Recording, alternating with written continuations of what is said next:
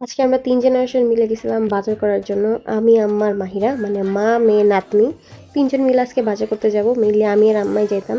এরপর মাহিরা কান্নাকাটি শুরু করলো যে, "না ওকে নিতেই হবে, নিতেই হবে।" এরপর আর কি ঠিক আছে তাকে আমরা নিয়ে নিলাম। এরপর আমরা চলে যাচ্ছি বাজারের জন্য। মাহিরের ১ম বারের মতো যাচ্ছে। আমার খুবই ভালো লাগতেছিল যে আমরা ৩ জন মিলে গেছি। তো এদিকে শুরুতেই আমরা যেহেতু ঈদের একটু বাজার করব, এজন্য আমরা মাংসটা কিনি। মানে আজকে শুধু মাংসের বাজারই হবে এরকম।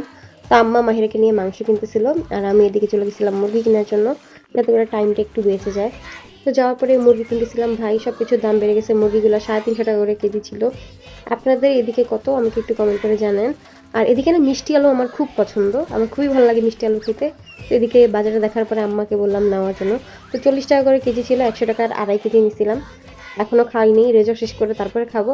আর এদিকে দেখলাম আমার পরের জেনারেশন বাজার করতে এসে নানির কাছ থেকে একটা গিফটও পেয়ে গেছে। যেইটা অলরেডি এই খেলনাটা ওর বাসায় আছে। বাট ও তাও আবার এটাই কিনছে। আমি জানি না মাহিরার এই ম্যাথটা আমার মাথায় আসে না যে সেম জিনিসই কেন কিনে। তো যাই হোক আগে আমরা যখন আসতাম বাজারে জীবনেও তো কোনো গিফট পাইতামই না। আরও কান্নাকাটি করলে ২-৪ টা থাপ্পড় পাইতাম। বাট যাই হোক এখনকার জেনারেশনের বাচ্চাদেরকে তো মারা যাবে না। এজন্য গিফট দেওয়া হয়। তো যাই হোক আজকে আমার বাজারের ভ্লগ এইটুকুই ছিল। দেখা হবে নেক্সট ভিডিওতে। আল্লাহ হাফেজ।